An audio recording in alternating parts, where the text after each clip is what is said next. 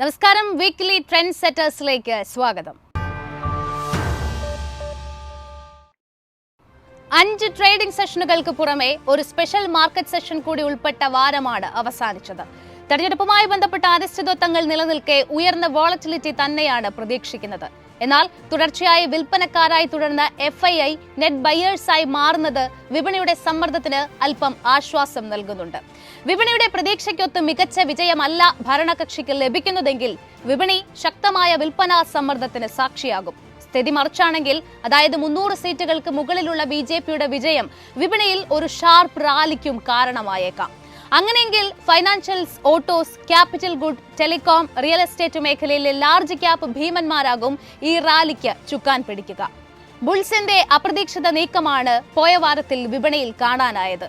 പ്രതിവാരത്തിൽ 2.03% നേട്ടം നൽകിക്കൊണ്ട് നിഫ്റ്റിയും 1.5% നേട്ടത്തോടെ ബാങ്ക് നിഫ്റ്റിയും മികച്ച പ്രകടനം കാഴ്ചവെച്ചു.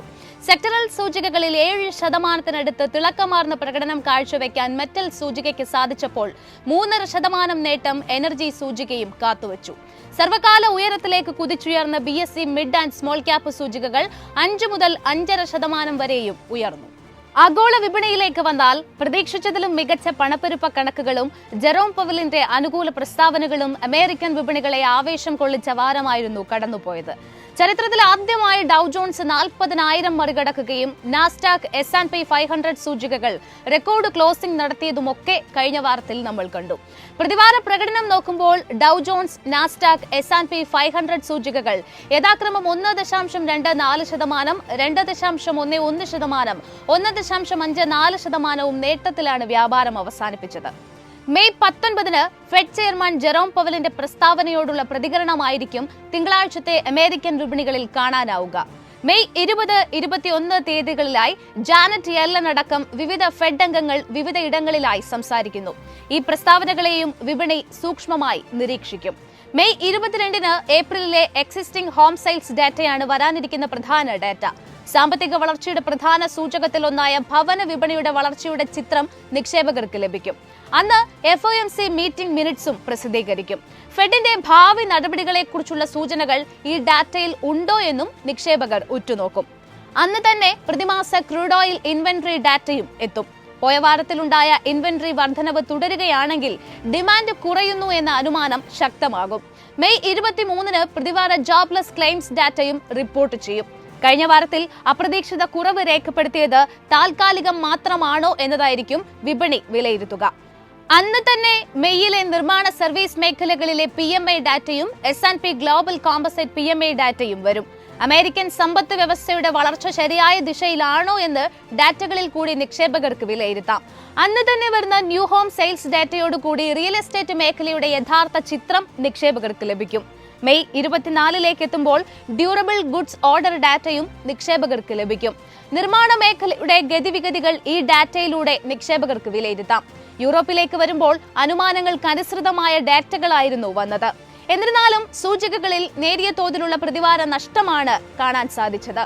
പ്രതിവാര പ്രകടനം വിലയിരുത്തുമ്പോൾ ഡാക്സ്, CAC 40, യൂറോ സ്റ്റോക്സ് 50 എന്നീ സൂചികകൾ യഥാക്രമം 0.36%, 0.63%, 0.2% ഇടിവിലുമാണ് വ്യാപാരം അവസാനിപ്പിച്ചത്. FTSE 100 ഫ്ലാറ്റ് നോട്ടിലായിരുന്നു വ്യാപാരം അവസാനിപ്പിച്ചത്. അടുത്ത ആഴ്ചയിലേക്ക് നോക്കുമ്പോൾ മെയ് 20 ജർമ്മനിയുടെ ഏപ്രിലിലെ പ്രൊഡ്യൂസർ പ്രൈസ് ഇൻഡെക്സ് റിപ്പോർട്ട് ചെയ്യും. മെയ് 22 ബ്രിട്ടന്റെ PPI കണക്കുകളും പ്രസിദ്ധീകരിക്കും. അന്ന് തന്നെ ബ്രിട്ടന്റെ ഏപ്രിലിലെ CPI കണക്കുകളും വരും. 2.1% പ്രതീക്ഷിക്കുന്ന പണപ്പെരുപ്പം.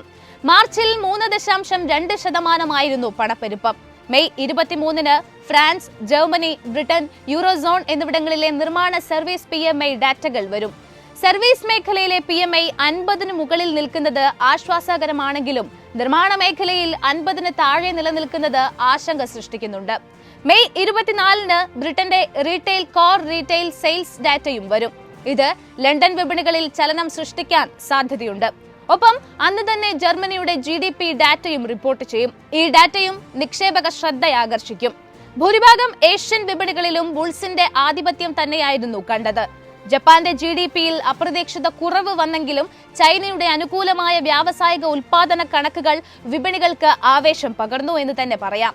മെയ് 19 വരുന്ന പീപ്പിൾ ബാങ്ക് ഓഫ് ചൈന അഥവാ PBOCയുടെ ലോൺ പ്രൈം റേറ്റ് ആണ് അടുത്തയാഴ്ച ഏഷ്യൻ വിപണികൾ ഉറ്റുനോക്കുന്ന പ്രധാന ഡേറ്റ. PBOC തൽസ്ഥിതി നിലപാട് തന്നെ തുടരുമെന്നാണ് പ്രതീക്ഷിക്കുന്നത്. നിലവിൽ നിരക്ക് 3.95%. മെയ് 22 ജപ്പാന്റെ സർവീസ് PMI കണക്കുകളും റിപ്പോർട്ട് ചെയ്യും.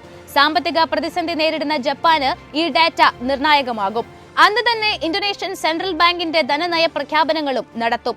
തുടർന്ന് മെയ് 23 ജപ്പാന്റെ ഏപ്രിലിലെ കോർ CPI കണക്കുകൾ കൂടി വരുന്നതോടെ ഏഷ്യൻ മേഖലയിലെ പണപ്പെരുപ്പത്തിന്റെ ഗതി എങ്ങോട്ടെന്ന് നിക്ഷേപകർക്ക് വിലയിരുത്താം. കമോഡിറ്റി മാർക്കറ്റിലേക്ക് വന്നാൽ പോയ വാരം ബ്രെന്റ് ക്രൂഡ് നേട്ടമുണ്ടാക്കി. പ്രതിവാരാടിസ്ഥാനത്തിൽ 1.45% നേട്ടത്തോടെയാണ് വ്യാപാരം അവസാനിപ്പിച്ചത്. WTI ക്രൂഡ് 2.13% നേട്ടം രേഖപ്പെടുത്തി. US പണപ്പെരുപ്പം പ്രതീക്ഷിച്ചതിലും കുറഞ്ഞതും ആഗോളതലത്തിൽ ഓയിൽ ഡിമാൻഡിൽ മെച്ചപ്പെട്ട ഉയർച്ച ഉണ്ടായതും ക്രൂഡ് ഓയിൽ വില ഉയരാൻ കാരണമായി. പ്രധാനപ്പെട്ട വ്യാപാര ഹബ്ബുകളിൽ ഓയിൽ ഇൻവെന്ററിയിൽ ഉണ്ടായ കുറവ് ഓയിൽ ഡിമാൻഡിൽ വളർച്ചയിൽ ഒരു മുന്നേറ്റം ഉണ്ടാക്കിയിട്ടുണ്ട്.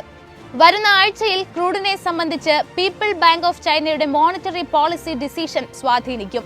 ടെക്നിക്കൽ സൈഡിലേക്ക് നോക്കിയാൽ WTI ക്രൂഡ് പോയ വാരത്തിൽ തുടക്കത്തിൽ ഇടിഞ്ഞിരുന്നു. ഫിബനാക്കി റിട്രേസ്മെന്റിന്റെ 61.8% സപ്പോർട്ടായ $80 നിക്ഷേപകർക്ക് വാച്ച് ചെയ്യാം. 50-ഡേ EMA ലെവലായ $85 ആയിരിക്കും പ്രധാന റെസിസ്റ്റൻസ്. ബ്രെന്റ് ക്രൂഡിലേക്ക് വന്നാൽ പ്രധാന സപ്പോർട്ടായി പരിഗണിക്കേണ്ടത് $84.5 ആണ്. $90 മേജർ റെസിസ്റ്റൻസായി ആക്ട് ചെയ്യും. ആഗോള സ്വർണ്ണവിലയിൽ ബുള്ളിഷ് മൊമെന്റം തുടർന്നു. RSI ഇൻഡിക്കേറ്റർ 60 മുകളിൽ തുടർന്നത് സ്വർണത്തിന് അനുകൂലമായി. ഇതോടെ കഴിഞ്ഞ ആഴ്ച ട്രോയ് ഔൺസിന് $2,400 മറികടക്കാൻ സാധിച്ചു. പ്രതിവാരാടിസ്ഥാനത്തിൽ 2.3% നേട്ടത്തോടെ $2,414.5 സ്വർണം വ്യാപാരം അവസാനിപ്പിച്ചത്. വരുന്ന ആഴ്ചയിൽ സൈക്കോളജിക്കൽ ലെവലായ $2,400 സപ്പോർട്ടായി മാറിയാൽ $2,425, $2,430 എന്നിവ റെസിസ്റ്റൻസായി കണക്കാക്കാം. തുടർന്ന് $2,500 റെസിസ്റ്റൻസായി പരിഗണിക്കാം. ഡൗൺ സൈഡിൽ 20-ഡേ SMA 2,335, $2,330 പ്രധാന സപ്പോർട്ടായും പരിഗണിക്കാം. ഈ സപ്പോർട്ട് ബ്രേക്ക് ചെയ്താൽ ഇതിന് താഴേക്കുള്ള ഏതൊരു സുസ്ഥിര നീക്കവും സൈക്കോളജിക്കൽ സപ്പോർട്ട് ലെവലായ $2,300, 20-ഡേ SMA ആയ $2,290 എന്നീ ലെവലുകളിലേക്ക് നയിച്ചേക്കാം. USD INR-ലേക്ക് വന്നാൽ ഡോളറിനെതിരെ രൂപയുടെ മൂല്യം 0.22% ഉയർന്ന് 83.26 രൂപയിലാണ് വാരാന്ത്യത്തിൽ വ്യാപാരം അവസാനിപ്പിച്ചത്. US ഫെഡിന്റെ ഭാഗത്തു നിന്നുണ്ടായ കമന്ററിയും ഏഷ്യൻ യൂറോപ്യൻ വിപണികളിൽ തുടരുന്ന ദുർബലതയും ഡോളറിന്റെ കരുത്താർജിക്കുന്നതിലേക്ക് നയിക്കുന്നുണ്ട്.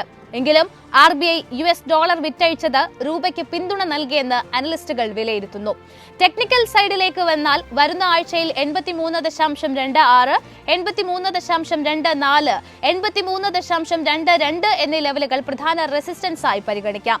83.31, 83.33, 83.35 എന്നീ ലെവലുകളും സപ്പോർട്ടായാണ് ആക്ട് ചെയ്യപ്പെടുക. ഇന്ത്യൻ മാക്രോ തലത്തിലേക്ക് വന്നാൽ പോയ വാരത്തിൽ CPI, WPI പണപ്പെരുപ്പ കണക്കുകൾ തന്നെയായിരുന്നു നിർണായക ഡേറ്റകൾ. ഇന്ത്യയുടെ റീറ്റെയിൽ പണപ്പെരുപ്പം മുൻ മാസത്തെ 4.85% നിന്ന് ഏപ്രിലിൽ 11 മാസത്തെ ഏറ്റവും താഴ്ന്ന നിരക്കായ 4.83%-ലെത്തി. സ്വാഭാവികമായും RBI സഹനപരിധിക്കുള്ളിൽ നിലനിൽക്കുന്ന നമ്പേഴ്സ് ആയതിനാൽ തന്നെ കണക്കുകൾ ആശ്വാസജനകമാണ്. ഒപ്പം ഭക്ഷ്യവിലക്കയറ്റം 8.7% എന്ന ഉയർന്ന നിരക്കിൽ തുടരുകയാണ്.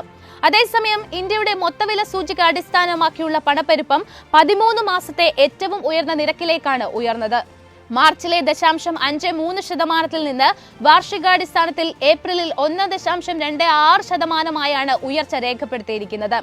മാർച്ചിനെ അപേക്ഷിച്ച് ഏപ്രിലിലെ WPI സൂചികയിലെ മന്ത് ഓവർ മന്ത് ചേഞ്ച് 0.79%-ആണ്. കൂടാതെ അടുത്ത 2 പാദങ്ങളിൽ മൊത്തവില സൂചിക 2 മുതൽ 3%-ഉം 2025 സാമ്പത്തിക വർഷത്തിൽ ശരാശരി 3% ആകുമെന്നുമാണ് സാമ്പത്തിക വിദഗ്ധർ വിലയിരുത്തുന്നത്. അതുകൊണ്ട് തന്നെ നിയർ ടു മിഡ് ടേമിലേക്ക് വിലക്കയറ്റ ഭീഷണി നിലനിൽക്കുന്നു എന്ന് തന്നെ പറയാം. കഴിഞ്ഞ 5 സെഷനിൽ മാത്രമായി 10,556.97 കോടിയുടെ ഓഹരികളാണ് FII വിറ്റഴിച്ചത്. മറിച്ച് ആഭ്യന്തര നിക്ഷേപകർ വാങ്ങലുകാരായും തുടരുന്നുണ്ട്. 14,563.05 കോടി രൂപയുടെ നിക്ഷേപം DII വിപണിയിൽ നടത്തിയിട്ടുണ്ട്. അടുത്ത വാരത്തിൽ വിപണിയിൽ നിർണായകമാവുക 23 വരുന്ന നിക്കേ S&P ഗ്ലോബൽ മാനുഫാക്ചറിംഗ് PMI കണക്കുകളാണ്. മാർച്ചിൽ രേഖപ്പെടുത്തിയ റെക്കോർഡ് നിലയിൽ നിന്നും അല്പം ഇടിഞ്ഞെങ്കിലും ശക്തമായ ഡിമാൻഡിന്റെ പിൻബലത്തിൽ ഇന്ത്യയുടെ നിർമ്മാണ മേഖല ശക്തമായ വളർച്ച തുടരുകയാണ്. 3.5 വർഷമായി മേഖലയുടെ ആരോഗ്യരംഗത്തെ രണ്ടാമത്തെ മികച്ച പുരോഗതിയെ സൂചിപ്പിച്ചുകൊണ്ട് 58.8 എന്ന നിലയിലാണ് രേഖപ്പെടുത്തിയത്. അതുകൊണ്ട് തന്നെ മേഖലയുടെ ഉയർച്ചയാണ് വിപണി തുടർന്നും പ്രതീക്ഷിക്കുന്നത്. അന്നേ ദിവസം തന്നെ വരുന്ന നിക്കേ സർവീസ് PMI കണക്കുകളും പ്രാധാന്യമർഹിക്കുന്നുണ്ട്.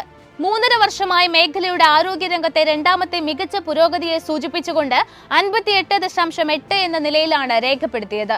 അതുകൊണ്ട് തന്നെ മേഖലയുടെ ഉയർച്ചയാണ് വിപണി തുടർന്നും പ്രതീക്ഷിക്കുന്നത്. അന്നേ ദിവസം തന്നെ വരുന്ന നിക്കേ സർവീസസ് PMI കണക്കുകളും പ്രാധാന്യമർഹിക്കുന്നുണ്ട്.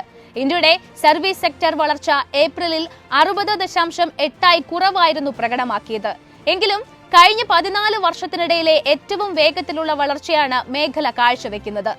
തുടർച്ചയായ ഓർഡറുകളുടെ മുന്നേറ്റവും കയറ്റുമതിയിലെ പുതിയ ഓർഡറുകളും കൂടുതൽ ശക്തമായി നിലനിൽക്കുന്നത് കൊണ്ട് തന്നെ 60.8 നിന്നുമുള്ള ഉയർച്ചയാണ് തുടർന്നും അനലിസ്റ്റുകൾ എക്സ്പെക്ട് ചെയ്യുന്നത്. മെയ് 10 അവസാനിച്ച ആഴ്ചയിൽ ഇന്ത്യയുടെ ഫോറക്സ് കരുതൽ ശേഖരത്തിൽ തുടർച്ചയായ 2ാം ആഴ്ചയും ഉയർച്ചയാണ് രേഖപ്പെടുത്തിയിരിക്കുന്നത്. ഫോറക്സ് റിസർവ് $2.56 ബില്യൺ ഉയർന്ന് $644.15 ബില്യണായി വർദ്ധിച്ചു.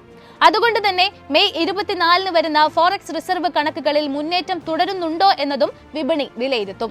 കോർപ്പറേറ്റ് തലത്തിൽ അടുത്ത വാരത്തിലേക്ക് വന്നാൽ പ്രധാന ഓയിൽ കമ്പനികളുടെ പാദഫലങ്ങളാണ് വരാനിരിക്കുന്നത്. ONGC, ഓയിൽ ഇന്ത്യ തുടങ്ങിയ കമ്പനികൾ മെയ് 20 റിസൾട്ടുകൾ പ്രഖ്യാപിക്കുന്നതോടെ ഓയിൽ മാർക്കറ്റിംഗ് കമ്പനികൾ 4ാം പാദത്തിൽ രേഖപ്പെടുത്തിയ ഏകീകൃത അറ്റാദായത്തിലെ ഇടിവ് സെക്ടറിന്റെ മുഴുവൻ ട്രെൻഡ് ആണോ എന്ന് നിക്ഷേപകർ വിലയിരുത്തും. ഗ്രോസ് മാർക്കറ്റിംഗ് മാർജിൻ മോഡറേറ്റ് ആയിരുന്നുവെങ്കിലും റിഫൈനിംഗ് മാർജിനിലെ കുറവ് കമ്പനികൾക്ക് തിരിച്ചടിയായിട്ടുണ്ട്. എന്നാൽ പാദഫലങ്ങൾ പ്രതീക്ഷകൾക്കൊത്ത് ഉയർന്നില്ല എങ്കിലും ബ്രോക്കറേജുകളുടെ ബുള്ളിഷ് ഓവർവ്യൂ മേഖലയ്ക്ക് കരുത്ത് പകരുന്നുണ്ട്. അന്ന് തന്നെ വരുന്ന Bharat electronics, steel authority of India, Deepak nitrate, Whirlpool of India, city union bank എന്നിവയുടെ പാദഫലങ്ങളും ശ്രദ്ധ നേടും. മെയ് 21 വരുന്ന BHEL, JK ടയേഴ്സ്, NMDC തുടങ്ങിയ പ്രധാന കമ്പനികളുടെ റിസൾട്ടുകളും വിപണി വീക്ഷിക്കും. പ്രതിരോധ മേഖലയിലെ ഹിന്ദുസ്ഥാൻ എയ്റോനോട്ടിക്സ് ഉൾപ്പെടെയുള്ള കമ്പനികളുടെ റിസൾട്ടുകളിൽ ഉണ്ടായ മികച്ച മുന്നേറ്റം ഡിഫൻസ് സെക്ടറിൽ ആകെ പ്രതിഫലിക്കുമോ എന്നും നിക്ഷേപകർ നോക്കിക്കാണും. ഉയർന്ന മൂലധന ചെലവിനുള്ള സർക്കാർ പിന്തുണയിൽ 2024 സാമ്പത്തിക വർഷത്തിലുടനീളം ക്യാപിറ്റൽ ഗുഡ്സ് മാനുഫാക്ചറിംഗ് കമ്പനികൾ നേട്ടമുണ്ടാക്കാനുള്ള സാധ്യതകൾ തന്നെയാണ് അനലിസ്റ്റുകൾ പ്രതീക്ഷിക്കുന്നതും. 22-ാം തീയതിയാണ് നൈക്കയുടെ പാദഫലങ്ങൾ വരാനിരിക്കുന്നത്. തേർഡ് ക്വാർട്ടറിൽ ലാഭത്തിൽ ഉൾപ്പെടെ ഉണ്ടായ മികച്ച പ്രകടനം ഈ പാദത്തിലും തുടരുമെന്നാണ് പ്രതീക്ഷ. കമ്പനിയുടെ ബിസിനസ് അപ്ഡേറ്റുകളിൽ പ്രകടമായ മികച്ച റവന്യൂ ഗ്രോത്ത് നൈക്കയുടെ മറ്റൊരു ഔട്ട്സ്റ്റാൻഡിംഗ് പെർഫോമൻസിലേക്ക് തന്നെയാണ് വഴിതെളിക്കുന്നത്. 23-ാം തീയതി നിഫ്റ്റി 50-യിൽ 3.88 വെയിറ്റേജ് ഉള്ള FMCG ഭീമൻ ITCയുടെ റിസൾട്ടുകൾ തന്നെയാണ് ഏറ്റവും നിർണായകമാവുക. കൺസ്യൂമർ ഡിമാൻഡിൽ ക്രമാനുഗതമായ പുരോഗതി പ്രതീക്ഷിക്കുന്നുണ്ടെങ്കിലും ഹിന്ദുസ്ഥാൻ യൂണിലീവർ ഉൾപ്പെടെയുള്ള പിയർ ഗ്രൂപ്പ് കമ്പനികളുടെ അറ്റാദായത്തിലെ ഇടിവ് അല്പം ആശങ്ക സൃഷ്ടിക്കുന്നുണ്ട്. കുറഞ്ഞ ഡിമാൻഡ് സാഹചര്യങ്ങൾക്കിടയിലും ITCയുടെ FMCG സെഗ്മെന്റ് കഴിഞ്ഞ പാദത്തിൽ മികച്ച പ്രകടനമാണ് കാഴ്ചവെച്ചത്. കൂടാതെ സുസ്ഥിരമായ വളർച്ച തന്നെയാണ് സിഗരറ്റ് സെഗ്മെന്റിലും പ്രതീക്ഷിക്കുന്നത്. മെയ് 23 തന്നെയാണ് Muthoot Capital Services, Tata Investment Corporation എന്നിവയുടെ ഫലങ്ങളും വരുന്നത്. അതേസമയം തൊട്ടടുത്ത ദിവസം മെയ് 24 തന്നെ Manappuram Finance, Hindustan Copper, Ikio Lighting, Torrent Pharmaceuticals എന്നിവയും തങ്ങളുടെ ഏർണിംഗ് നമ്പേഴ്സ് പുറത്തുവിടും. IPO മാർക്കറ്റിലേക്ക് വന്നാൽ വരുന്ന വാരത്തിൽ മെയ് 22 ബുധനാഴ്ച ഓഫീസ് സ്പേസ് സൊല്യൂഷൻസ് ലിമിറ്റഡ് ആണ് IPOയുമായി എത്തുന്നത്. Startups, SMEs and large corporations മുതലായവർക്ക് ആവശ്യമായ കോവർക്ക് സ്പേസ് നൽകുന്ന കമ്പനിയാണിത്. 2014 കമ്പനി പ്രവർത്തനം ആരംഭിച്ചത്. കമ്പനി ഇന്ത്യയിലുടനീളം 16 സിറ്റികളിലായി 169 സെന്ററുകൾ ഓപ്പറേറ്റ് ചെയ്യുന്നുണ്ട്. 598.93 കോടി രൂപ സമാഹരിക്കുന്നതിനാണ് വിപണിയിലെത്തുന്നത്. പുതിയതായി 0.33 കോടി ഓഹരികളും ഓഫർ ഫോർ സെയിൽ വഴി 1.23 കോടി ഓഹരികളുമാണ് ഇഷ്യൂ ചെയ്യുക. ഓഹരി ഒന്നിന് 364 രൂപ മുതൽ 383 രൂപ നിരക്കിലാണ് പ്രൈസ് ബാൻഡ് നിശ്ചയിച്ചിട്ടുള്ളത്. ഏറ്റവും ചുരുങ്ങിയത് 14,937 രൂപയുടെ ഓഹരികൾ റീറ്റെയിൽ നിക്ഷേപകർക്ക് വാങ്ങാനാവും. കൂടാതെ മെയ് 15 IPOയുമായി എത്തിയ go digit general insurance limited May 23 വ്യാഴാഴ്ച ലിസ്റ്റ് ചെയ്യും. ഇനി ടെക്നിക്കൽ സൈഡിലേക്ക് വന്നാൽ ഒരു മാസീവ് സെൽ ഓഫിന് ശേഷം റിക്കവറി മോഡിലായിരുന്നു കഴിഞ്ഞ ആഴ്ചയിൽ നിഫ്റ്റി സൂചിക. നിഫ്റ്റിയുടെ അണ്ടർടോൺ ബുള്ളിഷായി തന്നെയാണ് തുടരുന്നത്. കഴിഞ്ഞ ദിവസങ്ങളിലെ മൂവ്മെന്റ് നോക്കുമ്പോൾ ചാർട്ടിൽ ഹയർ ഹൈ നിർമ്മിച്ചതും കൂടാതെ RSIയിലെ പോസിറ്റീവ് ക്രോസ് ഓവറും കണക്കിലെടുത്ത് സൂചിക വരും ആഴ്ചകളിൽ 22,600 എന്ന ലെവലിൽ എത്തിയേക്കാമെന്നാണ് വിദഗ്ധർ പ്രതീക്ഷിക്കുന്നത്. അതുകൊണ്ട് തന്നെ സൂചികയുടെ ഇമ്മീഡിയറ്റ് റെസിസ്റ്റൻസ് 22,600, 22,700, 22,100 ഒരു മേജർ സപ്പോർട്ടായും പ്രവർത്തിച്ചേക്കാമെന്നും അവർ കൂട്ടിച്ചേർത്തു. എല്ലാ മൂവിംഗ് ആവറേജുകളുടെ മുകളിൽ ബുള്ളിഷ് കാൻഡിൽ ഫോം ചെയ്താണ് ശനിയാഴ്ച ട്രേഡിംഗ് അവസാനിച്ചത്. Angel one technical analyst Osho Krishnan പറയുന്നത് ഓവറോൾ സെല്ലിംഗ് പ്രഷർ ഉണ്ടായിട്ടും ഇന്ത്യ വിക്സ് ഉയർന്നിരിക്കുന്ന സാഹചര്യത്തിലും ഈ ഒരു ബുള്ളിഷ് കാൻഡിലിന്റെ ഫോർമേഷൻ തികച്ചും അപ്രതീക്ഷിതമായിരുന്നു എന്നാണ്. വരുന്ന ട്രേഡിംഗ് സെഷനുകളിൽ 22,600, 22,650 റേഞ്ച് റെസിസ്റ്റൻസ് ആയും ഡൗൺ സൈഡിൽ 22,350, 22,300 ഒരു ക്രൂഷ്യൽ സപ്പോർട്ടായി പരിഗണിക്കാമെന്നും അദ്ദേഹം പറഞ്ഞു. റെസിസ്റ്റൻസ് മറികടക്കാൻ സാധിച്ചാൽ ഒരു പുതിയ ഓൾ ടൈം ഹൈ ക്രിയേറ്റ് ചെയ്തേക്കാമെന്നും അദ്ദേഹം സൂചിപ്പിച്ചു. സൂചികയുടെ ഷോർട്ട് ടേം ട്രെൻഡ് ബുള്ളിഷ് ആണെന്നാണ് HDFC securities analyst Nagaraj Shetty പറയുന്നത്. ഈ സാഹചര്യത്തിൽ അടുത്ത കുറച്ച് സെഷനുകളിൽ 22,700, 22,800 എന്ന റേഞ്ചിൽ ഒരു മൂവ്മെന്റ് ഉണ്ടായേക്കാമെന്നാണ് അദ്ദേഹം പ്രതീക്ഷിക്കുന്നത്.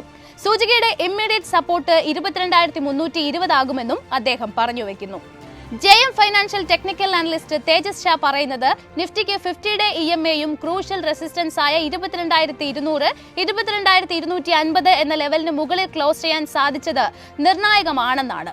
അതുകൊണ്ട് 22,750, 22,800 ഒരു പുതിയ റെസിസ്റ്റൻസും ഡൗൺ സൈഡിൽ 22,350, 22,250 സപ്പോർട്ടായും പരിഗണിക്കാമെന്നും അദ്ദേഹം അഭിപ്രായപ്പെട്ടു. ബാങ്ക് നിഫ്റ്റിയുടെ അണ്ടർടോണും ബുള്ളിഷായി തുടരുന്നു എന്നാണ് വിദഗ്ധർ പറയുന്നത്. HDFC bank, Kotak Mahindra bank, പിന്നെ SBIയിലും ഒരു ഹെവി ബൈയിങ് വന്നാൽ മാത്രമേ സൂചികയിൽ ഒരു ഷാർപ്പ് അപ്പ് മൂവ് വരികയുള്ളൂ എന്നും ഇവർ കൂട്ടിച്ചേർത്തു. ബാങ്ക് നിഫ്റ്റിയുടെ അണ്ടർടോണും ബുള്ളിഷായി തുടരുന്നു എന്നാണ് വിദഗ്ധർ പറയുന്നത്. HDFC bank, Kotak Mahindra bank, പിന്നെ SBIയിലും ഒരു ഹെവി ബൈയിങ് വന്നാൽ മാത്രമേ സൂചികയിൽ ഒരു ഷാർപ്പ് അപ്പ് മൂവ് വരികയുള്ളൂ എന്നും അവർ കൂട്ടിച്ചേർത്തു. LKP securities technical analyst Kunal Shah പറയുന്നത് 48,000 ക്രോസ് ചെയ്തെങ്കിലും 20-ഡേ മൂവിംഗ് ആവറേജ് ആയ 48,200 ബ്രേക്ക് ചെയ്യാൻ സാധിച്ചില്ല. ഈ ഒരു ലെവലിന് മുകളിൽ ഒരു സുസ്ഥിരമായ മൂവ്മെന്റ് ഉണ്ടായാൽ സൂചിക 49,000 എത്തിയേക്കാമെന്നും ഇത് ഷോർട്ട് കവറിംഗ് ആക്ടിവിറ്റി ട്രിഗർ ചെയ്യാൻ സാധ്യതയുണ്ടെന്നും അദ്ദേഹം വിശ്വസിക്കുന്നു. അതുകൊണ്ട് തന്നെ ബാങ്ക് നിഫ്റ്റിയുടെ സപ്പോർട്ട് ലെവൽ 47,600, 47,500 ആയേക്കാമെന്നും അദ്ദേഹം പറയുന്നു. ലോക്സഭാ ഇലക്ഷന്റെ 5ാം ഘട്ടത്തെ തുടർന്ന് തിങ്കളാഴ്ച ആഭ്യന്തര വിപണിക്ക് അവധിയാണ്. 4 സെഷനുകൾ മാത്രം നീണ്ടു നിൽക്കുന്ന ട്രേഡിംഗ് ദിനങ്ങളിൽ 22,700 റെസിസ്റ്റൻസ് മറികടക്കാൻ നിഫ്റ്റിക്ക് സാധിച്ചാൽ ബിയാസിന് അടിപതറുമെന്നതിൽ തർക്കമില്ല. ബുൾസിന്റെ കരുത്ത് ഒരിക്കൽ കൂടി തെളിയിക്കാനുള്ള അവസരം വിപണി കാത്തുവെക്കുമോ ഇല്ലയോ എന്നതടക്കമുള്ള വാർത്തകളും മാർക്കറ്റിന്റെ കൂടുതൽ അനാലിസിസുമായി ചൊവ്വാഴ്ച രാവിലെ 8:30 മൈഫിൻ മാർക്കറ്റ് പ്ലസിൽ കാണാം. നന്ദി, നമസ്കാരം.